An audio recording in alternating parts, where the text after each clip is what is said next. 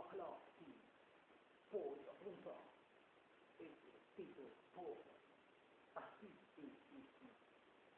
may mga nagtatanong sa akin sa Twitter ito pang account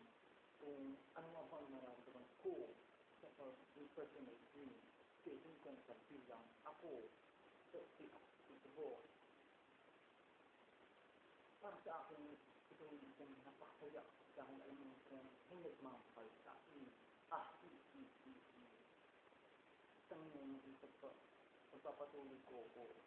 ang aking paliwanag about dito sa pagbabalin na ikaw na